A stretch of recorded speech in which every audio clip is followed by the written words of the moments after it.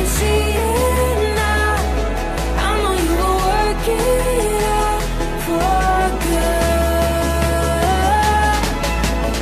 Every little thing, everything will be alright. Our bumping was meant to be 11 a.m. We are 6 hours behind. Our semi-trailer truck is 120 miles away. It's 6:40. The stage, you could say, is set. Anything that could have gone wrong has gone wrong. You needn't all be stressed. Now 7:06 p.m. Right there. We're gonna move fast. We're gonna get this thing going in about 45 minutes to an hour. Everything will be alright.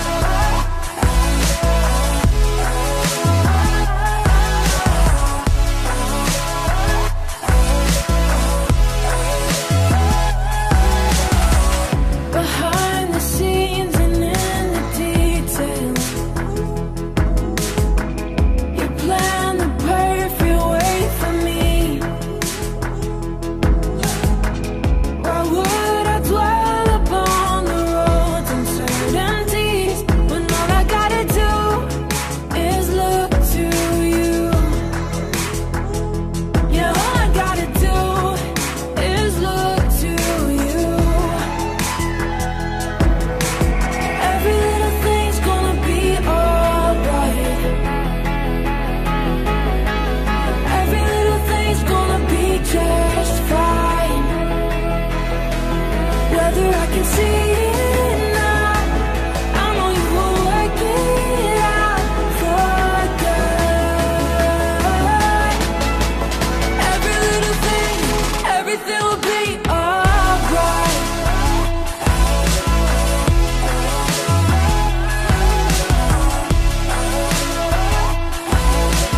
Every little thing, every little thing.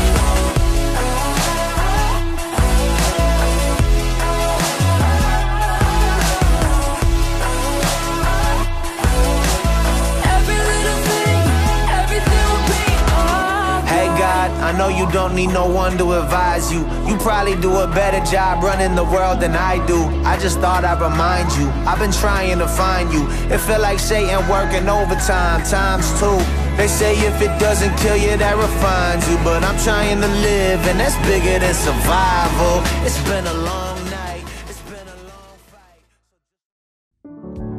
Shalom teman-teman, kita berjumpa lagi. Mari kita datang pada Tuhan pada saat ini. Mari kita siapkan hati kita. Kita mau menyembah Tuhan. Mari kita bawa hati kita menyembah Yesus Kristus. Mari kita berdoa. Tuhan, terima kasih Bapa, terima kasih Yesus. Saatnya Tuhan kami mau datang Tuhan ke altar-Mu yang kudus Tuhan. Kami mau bawa penyembahan kami Tuhan. Kami mau datang Tuhan dengan segenap kerinduan kami Bapa. Dimanapun kami berada Tuhan, saat ini Tuhan, biarlah kami menjadi satu hati Tuhan, dalam satu roh-Mu Tuhan, untuk menyembah dan memuji-Mu Yesus. Terima kasih Tuhan, terima kasih Yesus. Dalam nama Tuhan Yesus Kristus, haleluya, amin. Mari kita angkat pujian ini dengan hati kita. Saat ku sendiri, tiada seorang pun yang memperhatikanku seperti Kau Tuhan. Saat ku berjalan dalam lembah kelam, ku percaya Kau selalu sertaku. Saat ku sendiri, saat ku sendiri, tiada seorang pun yang memperhatikanku seperti Kau Tuhan. Saat ku berjalan dalam lembah kelam, ku percaya Kau selalu sertaku. Tangan kuat yang memegangku, selalu menuntunku. Ku tak mau jalan sendiri. Yesus, ku perlu kasih-Mu, ku perlu kuasa-Mu sampai akhir hidupku. Mari kita nyatakan dengan iman kita. Katakan, saatku sendiri Tuhan. Saatku sendiri, tiada seorang pun yang memperhatikanku seperti Kau Tuhan. Saat ku berjalan dalam lembah gelap, ku percaya Kau selalu sertaku. Tangan kuat yang memegangku selalu menuntunku. Ku tak mau jalan sendiri. Yesus, ku perlu kasih-Mu, ku perlu kuasa-Mu sampai akhir hidupku. Tangan kuat yang memegangku selalu menuntunku. Ku tak mau jalan sendiri.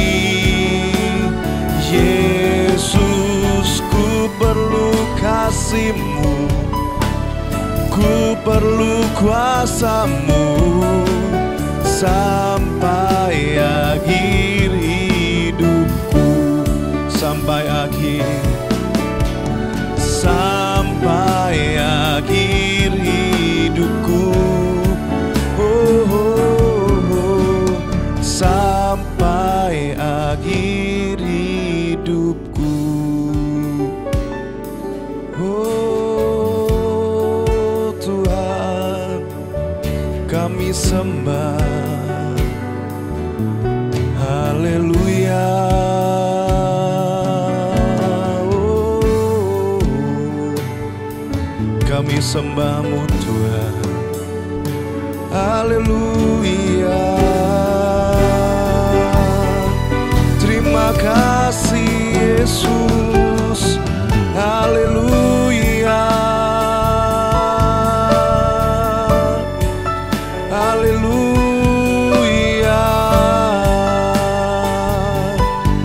Terima kasih Tuhan. Haleluya. Oh, kami sembah Kau Yesus.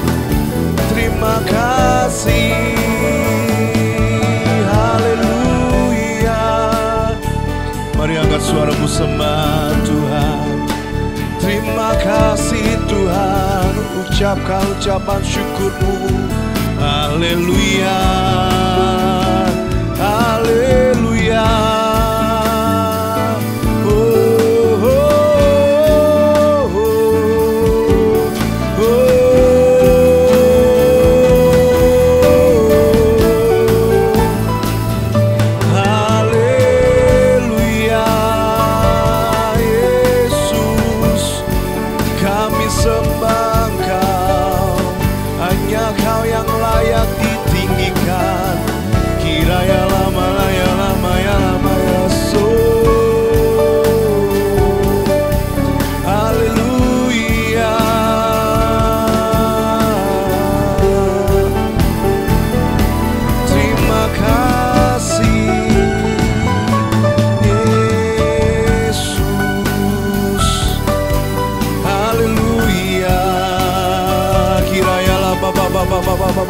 Penuhi setiap kami Tuhan dengan kuasa Roh-Mu Yesus. Kirayalah haleluya. Haleluya Yesus. Kirayalah mayalah she.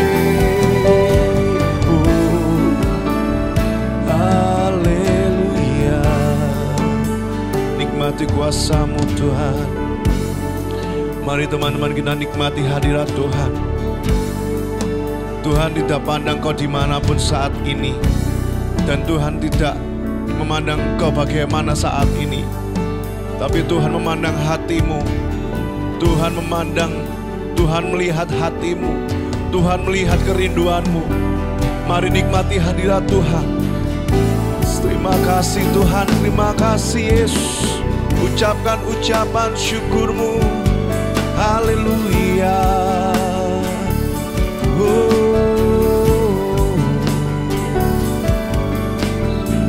Engkau baik Tuhan, hanya Kau yang terbaik.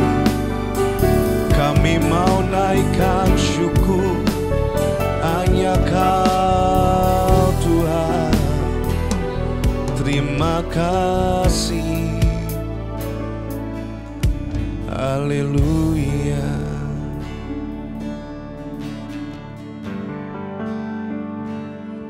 Terima kasih Yesus. Kami mau datang Tuhan. Bapa,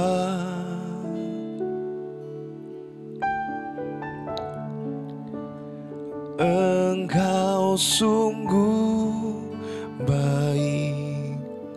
Katakan dengan hatimu. Kasih-Mu melimpah di hidupku.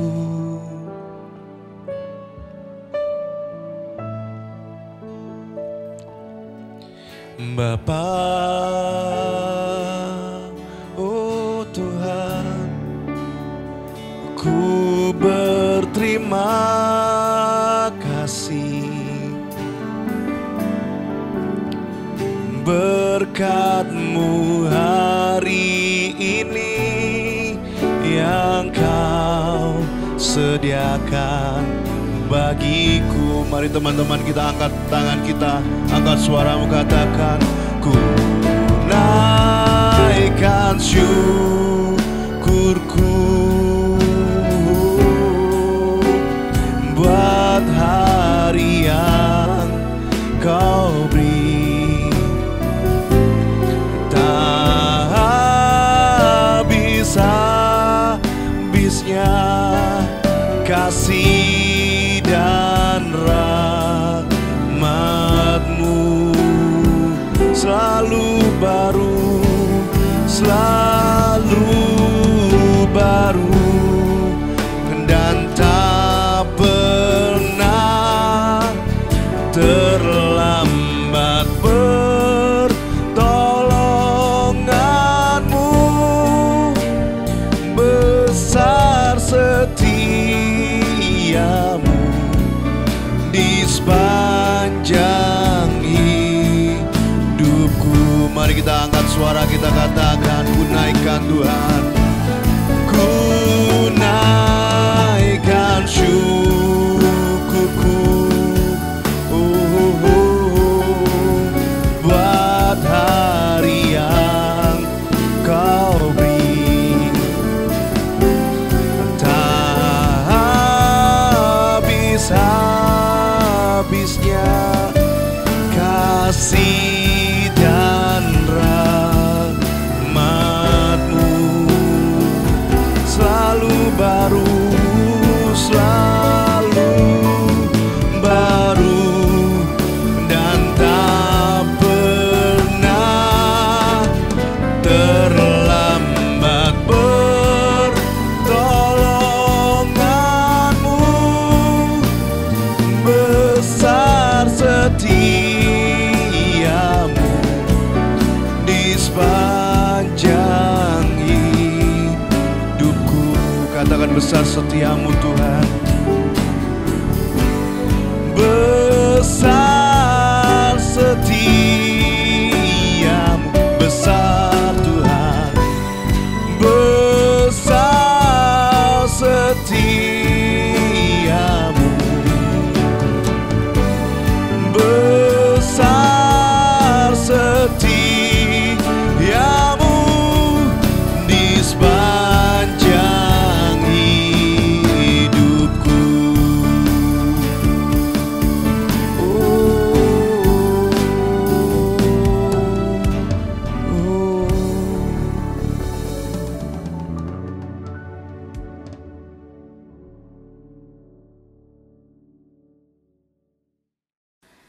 Shalom saudara-saudara di Christ Nation. Apa kabar? Akhirnya kita bisa ketemu lagi meskipun pertemuan kita hari ini lewat virtual, tapi saya sangat percaya bahwa Tuhan akan menolong kita sehingga dalam pertemuan hari ini kita bisa bersama-sama bertumbuh di dalam Tuhan. Sebelum kita lanjutkan, izinkan saya untuk berdoa untuk kita semua untuk masuk di dalam kebenaran firman Tuhan. Mari kita berdoa. Bapa di sorga, kami mengucap syukur buat semua yang Tuhan sudah berikan. Kami mengucap syukur buat pertemuan hari ini. Dan hari ini kami akan mendengar kebenaran firman Tuhan. Kami percaya bahwa Engkau ada bersama-sama dengan kami. Meskipun kami ada dalam jarak yang jauh, tetapi kami percaya bahwa kebenaran-Mu dekat. Dan kebenaran-Mu yang memerdekakan kami itu akan selalu ada bersama dengan kami. Berkati setiap kami, dan berkati supaya kami sungguh-sungguh serius memberi hidup kami, memberi waktu kami di dalam ibadah kami hari ini. Kami mengucap syukur Bapa di sorga, demi nama Yesus Kristus kami berdoa. Amin. Baik saudara-saudara, saya diberi kesempatan untuk bisa berbagi dengan teman-teman semua, diberi tema yaitu hormat dan teladan. Jadi dimaksudkan bahwa kita mampu untuk membangun sebuah kehidupan yang direspek, yang dihormati oleh setiap orang, dan menjadi teladan dalam menghormati. Jadi pada waktu kita berbicara ini jelas bahwa untuk dihormati, untuk direspek, kita harus menghormati orang lain. Itu sudah menjadi sebuah hukum yang wajar, yang normal, yang umum, yang semua kita mengerti dan tahu tentang itu.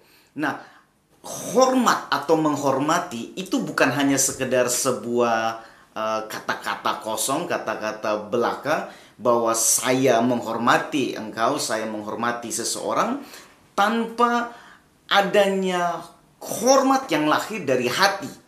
Kenapa saya bilang demikian? Karena ada beberapa orang memakai kata hormat tetapi dengan sikap hati, dengan keadaan hati yang sebenarnya tidak tulus. Contohnya, gue udah hormat lu ya, untung ya gue masih hormat lu ya, gue masih nih hormat lu, kalau enggak. Nah, kata hormat yang kemudian dipakai tetapi ternyata dengan bukan sikap yang tulus, tetapi dalam satu tekanan. Atau juga kadang-kadang kita katakan bahwa hormat itu sebagai simbol atau lambang. Ya seperti kita beri salut, hormat, kita memberikan sikap hormat, tetapi mungkin sikap hormat kita pun tidak lahir dari kerinduan kita, dari hati kita, sehingga hormat itu menjadi sesuatu yang hanya simbolik atau biasa dan tidak lahir dari pemberian diri kita, dari hati kita, dari sikap menghormati kita kepada orang lain. Jadi hari ini kita akan berbicara mengenai hormat yang benar-benar lahir dari hati kita. Nah, Alkitab sendiri sebenarnya memberi banyak nasihat, pelajaran mengenai hormat, menghormati. Jadi ada kurang lebih 788 kali Alkitab menyampaikan mengenai hormat, menghormati, dihormati, dan lain sebagainya. Saya akan mengutip beberapa ayat mengenai hormat, dihormati di dalam Alkitab yang mungkin akan menolong kita mendasari pengertian kita mengenai hormat.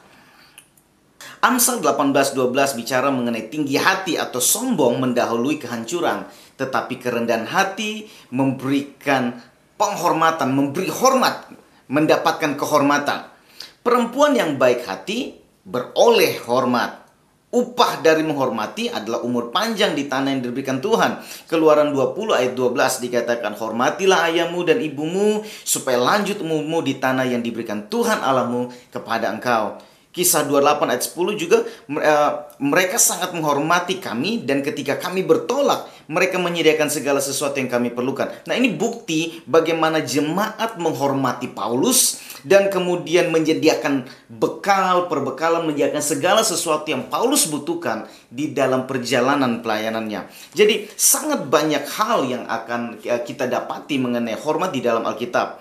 Nah, hari ini saya akan membahas lebih khusus mengenai sikap ekspresi hormat kepada Tuhan. Nah, ekspresi yang diberikan secara khusus oleh para wanita di dalam Alkitab, teks dalam Alkitab yang mungkin kalau mau dikatakan bahwa ekspresi hormat mereka ini sedikit berbeda, sedikit tidak normal, namun malah menjadi satu sikap yang menarik perhatian Yesus terhadap cara mereka mengekspresikan hormat mereka. Yang pertama kita pelajari mengenai ekspresi daripada Maria dan Marta. Bagaimana ekspresi mereka menghormati Yesus. Di dalam kisah Lukas pasal yang ke-10 ayatnya yang ke-38 sampai 42, saudara-saudara, teman-teman bisa membacanya di rumah karena kita punya waktu yang agak terbatas. Anda akan membaca di sana mengenai kisah Maria dan Marta. Pada waktu Marta menyambut Yesus, Yesus datang ke rumah mereka dan menyambut mereka. Ada dua ekspresi daripada mereka menyambut, menghormati Yesus. Yang pertama adalah kita melihat Maria. Maria kemudian menghormati Yesus dengan cara dia duduk dekat dengan kaki Yesus, mendengar apa yang menjadi apa yang ingin disampaikan oleh Yesus. Jadi Anda tahu bahwa mereka, baik Maria, Marta, Lazarus dan Yesus punya hubungan yang baik.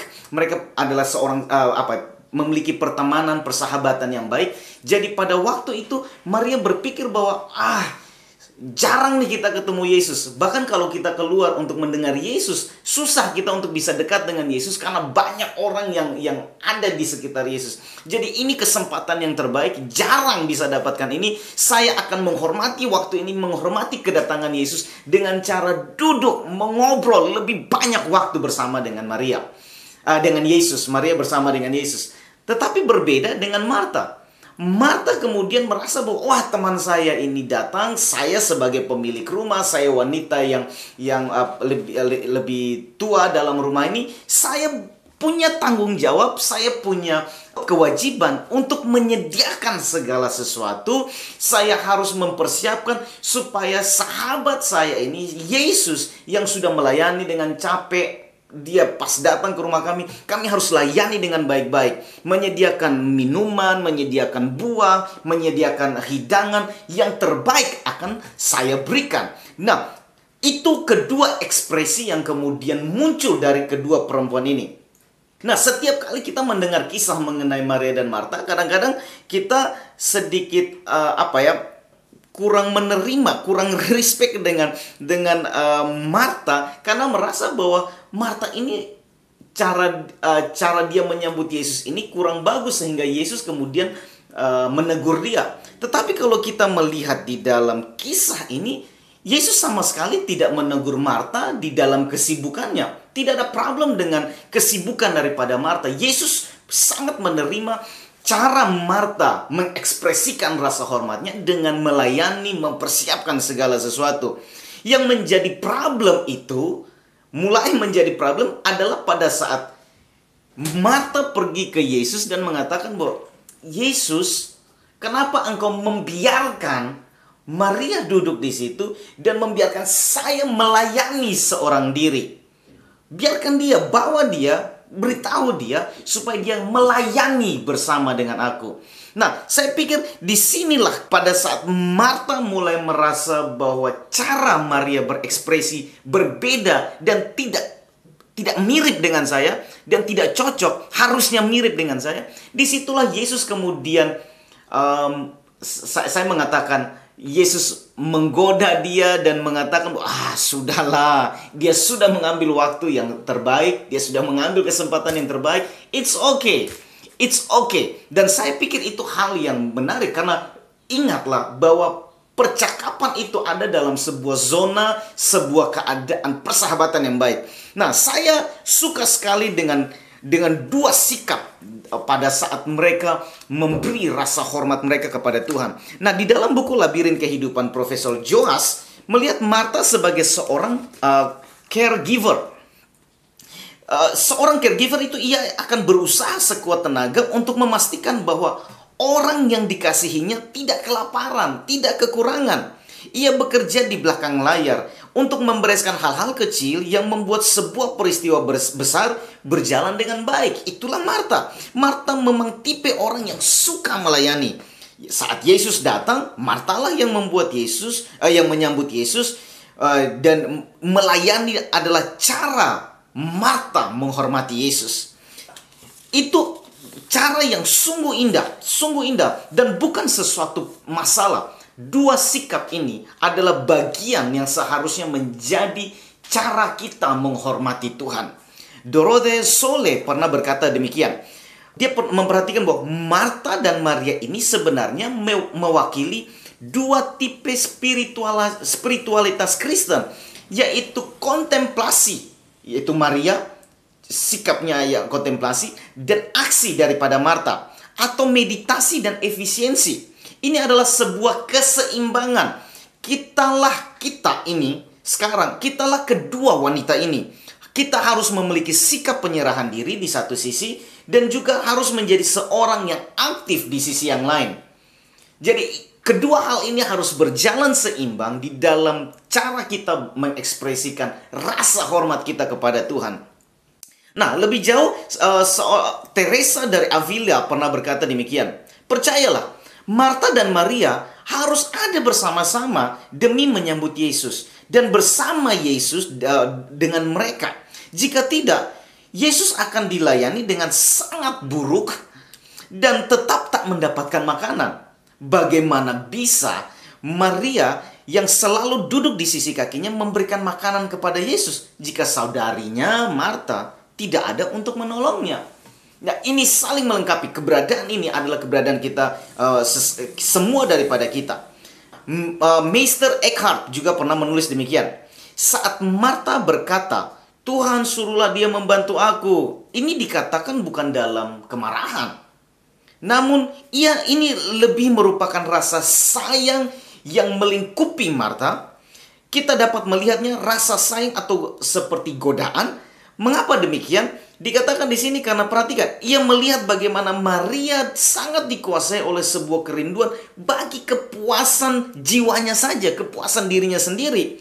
Sedangkan Marta mengenal Maria jauh lebih baik dibanding Maria mengenal Marta, karena Marta lebih dewasa, lebih lama hidup, dan kemudian disinilah kehidupan itu memberi pemahaman kepada Marta bahwa Maria harus lebih dewasa. Dia tidak bisa hanya memikirkan dirinya sendiri, dia harus memikirkan keadaan banyak orang. Sikap ini kemudian harus ada di dalam gereja. Jangan sampai kita hanya seperti Maria yang kemudian duduk, datang di gereja, dan yang penting saya menikmati Tuhan. Bodoh amat soal pelayanan, bodoh amat soal orang lain, bodoh amat soal ngurus gereja, bodoh amat soal orang-orang di luar sana. Saya nggak pusing. Yang penting saya udah datang kepada Tuhan, saya udah datang, hubungan pribadi saya udah baik dengan Tuhan. Tidak bisa. Kita tidak bisa hanya memikirkan tentang relationship kita dengan Tuhan tanpa memikirkan bagaimana kita pun terlibat secara aktif melayani gereja, komunitas, orang-orang di luar sana. Begitu pula dengan kita yang sangat aktif di dalam pelayanan, melayani dari minggu ketemu minggu, setiap hari kita melayani, tapi kita lupa untuk kemudian mengambil waktu untuk teduh bersama, kesendirian bersama dengan Yesus. Jadi kedua hal ini harus berjalan berbarengan. Jadi permintaan Marta agar Yesus menyuruh Maria ikut bekerja tak lain karena Marta takut Maria akan tetap menjadi seorang yang tidak dewasa, yang hanya memikirkan kepuasan jiwanya saja. Namun sekali lagi ingat bahwa konteks ini kisah adalah konteks keakraban, pertemanan, bukan sebuah penghakiman. Sorry. Dengan demikian, Anda bisa menemukan keindahan respon dari dua wanita ini dalam menyambut Yesus. Sikap hormat mereka dengan cara yang indah sekali. Jika engkau menghormati dia, maka engkau akan melakukan kedua hal ini secara bersamaan. Membangun intimasi, keakraban dengan Yesus, dan juga sikap proaktif kita menanggapi kebutuhan Yesus. Contoh yang kedua yang saya mau ambil dari wanita, yaitu mengenai seorang perempuan yang sudah 12 tahun mengalami pendarahan. Jadi Anda bayangkan ya, perempuan yang 12 tahun mengalami pendarahan, dia sakit, khususnya dia najis saat itu.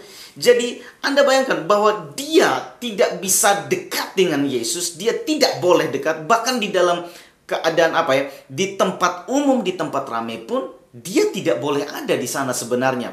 Tetapi saat itu dia dengan takut, dia dengan rasa yang percaya, dengan rasa takut, namun dengan hormat yang tinggi kepada Tuhan, dia berusaha untuk mendekat kepada Yesus dan menyentuh Yesus.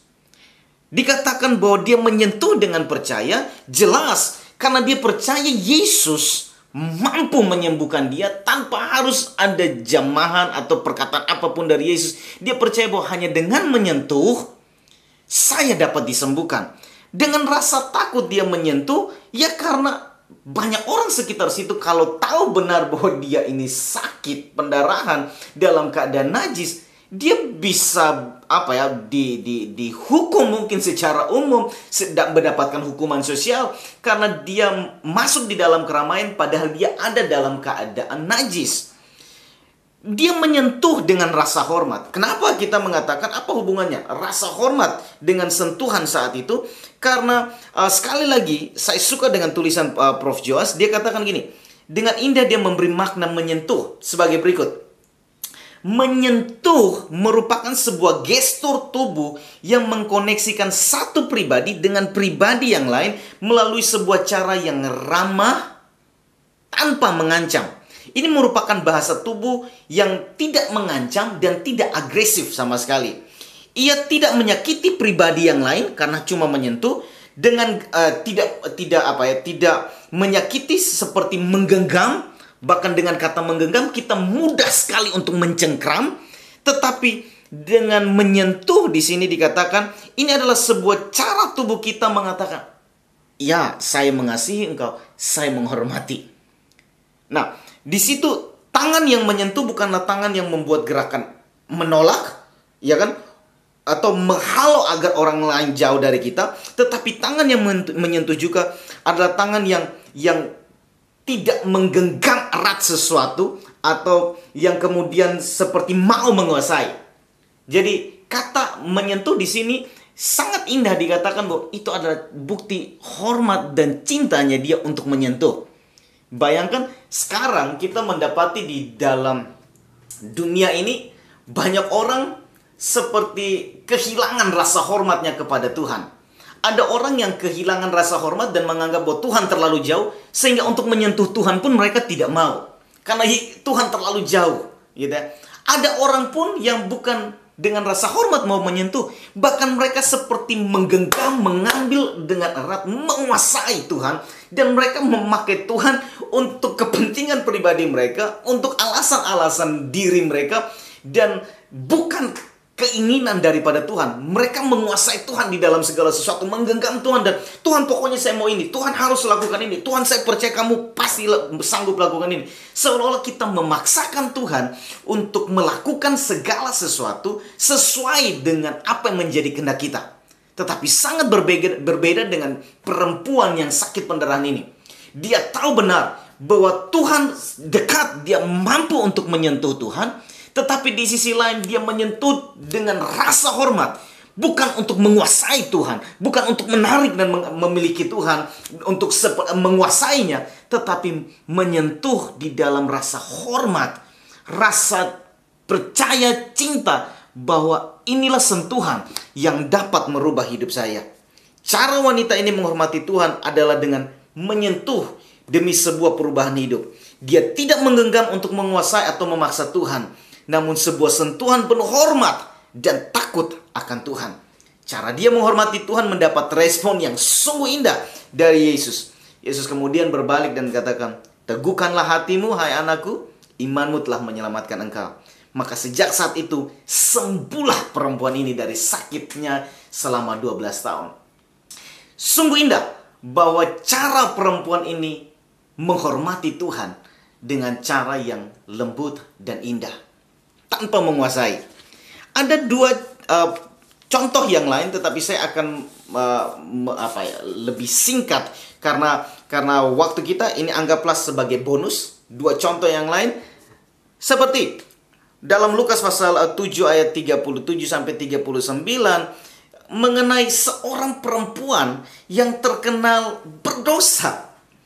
Tetapi dalam keberdosaannya dia tidak takut untuk menghampiri Tuhan. Bahkan di dalam keberdosaannya ini, dia menyadari bahwa cara satu-satunya saya untuk menghormati Tuhan adalah dengan datang merendahkan diri. Kemudian dia membawa bagian dari hidupnya yang terbaik. Bukan hanya minyak yang wangi, tetapi rambutnya sebagai tanda kehormatan ditaruh di kaki Yesus dan kemudian menyekah kaki Yesus. Saya pikir ini cara memberi hormat yang tinggi kepada Tuhan yang sungguh luar biasa. Dan saya pikir ini sungguh menarik, sungguh menjadi teladan yang baik bagi kita semua. Dan saya pikir pada waktu kita yang mendengar kebenaran firman Tuhan hari ini, mengambil sikap contoh, memberi segala sesuatu, wangi-wangian dari hidup kita, bahkan mahkota hidup kita pun kita taruh di kaki Yesus. Sungguh indah. Ada tanggapan orang-orang yang merasa bahwa perempuan ini kurang beres. Ngapain dia kalau Yesus tahu dia ini perempuan yang berdosa dan dia itu seorang nabi besar, Yesus pasti tidak mau perempuan itu sentuh kaki dia.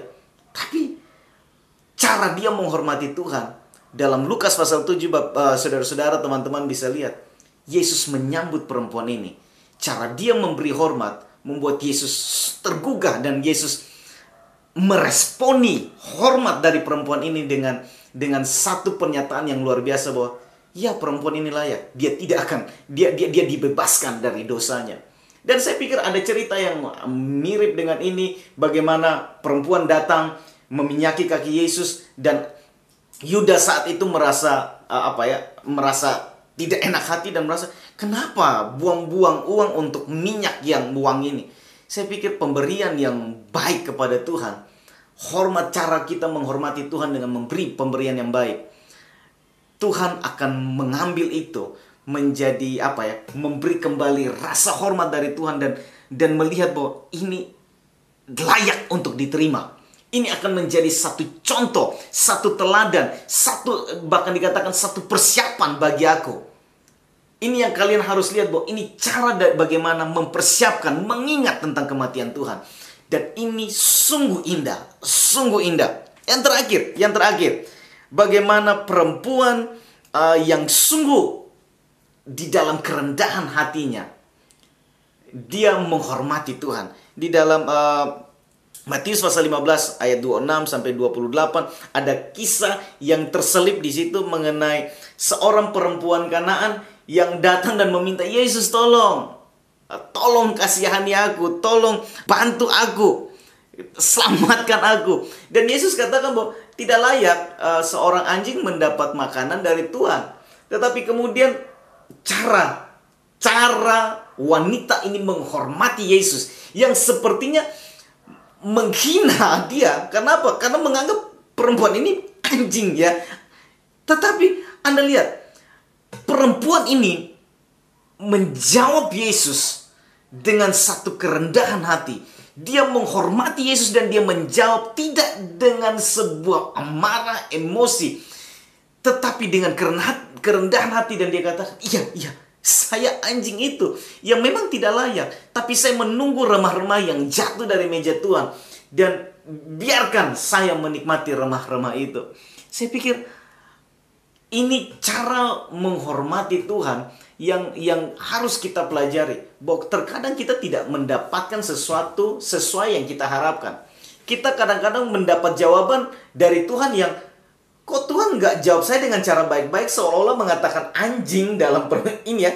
Artinya mungkin permintaan kita seperti tidak dihargai. Apa yang kita inginkan malah terjadinya jauh lebih buruk. Kok kelihatannya tidak sesuai. Tetapi kemudian apakah kita berani menerima ketidaksesuaian jawaban Tuhan dalam hidup kita ini? Dengan mengatakan, Tuhan, it's okay, jawaban ini memang tidak pantas, tidak layak saya terima. Tetapi saya layak, kalau itu Engkau yang berikan, saya mau menerimanya. Saya percaya bahwa selalu ada sesuatu yang baik. Dan saya percaya waktu pemberian rasa hormat kita ini tulus, memang lahir dari hati kita, menerima keberadaan diri kita dan memberi rasa hormat kita kepada Tuhan. Saya percaya bahwa dari 4 perempuan ini, beberapa perempuan ini sudah menjadi teladan bagi kita. Bahwa itulah rasa hormat. Pada waktu kita memberi rasa hormat kepada Tuhan, Tuhan menyanggupinya. Tuhan menerimanya, dan Tuhan membalaskan dengan caranya Tuhan sendiri. Karena kalau mereka bisa jadi teladan dalam cara mereka menghormati, saya pikir pada waktu kita melakukan hal yang sama, kita bisa menjadi pribadi-pribadi yang dihormati. Dan bahkan kita mampu menjadi teladan dalam cara kita menghormati orang lain, terlebih menghormati Tuhan. Dan ini mungkin pesan yang bisa saya berikan kepada teman-teman di Christ Nation Surabaya. Dan saya percaya bahwa saya sendiri diberkati dengan kebenaran firman Tuhan ini. Saya percaya teman-teman pun diberkati. Mari kita menjadi teladan dalam hal memberi hormat. Tuhan Yesus memberkati. Mari kita berdoa. Bapa di surga, kami mengucap syukur buat kebenaran firman Tuhan ini. Ada banyak hal yang Kau inginkan kami mengetahui mengenai hormat, memberi hormat, dihormati. Tetapi hari ini kami bisa belajar bahwa kami harus hidup memberi teladan bagaimana kami memberi hormat kami kepada Tuhan dan menghormati orang lain, menghormati sesama. Bahkan kami diajak untuk menghormati semua orang, bahkan orang yang tidak menghormati kami sekalipun, kami diajak untuk tetap menghormati. Karena itu Bapa di sorga, ini adalah sebuah proses kehidupan kami sebagai anak-anak muda. Ini akan ada di dalam satu proses yang tidak mudah. Tapi kami percaya pada waktu kami tetap dekat dengan Tuhan dan berusaha untuk melakukan yang terbaik dari diri kita, dari diri kami, kami percaya bahwa Tuhan akan menolong kami. Pada waktu kami memberi rasa hormat kami yang sungguh kepada Tuhan, Tuhan akan menanggapi itu, menyanggupi itu, dan memberi respon kepada kami. Dan kami percaya respon Tuhan selalu adalah yang terbaik bagi kami. Kami mengucap syukur, demi nama Yesus Kristus kami berdoa. Amin. Amin. Tuhan Yesus memberkati kita semua. Shalom.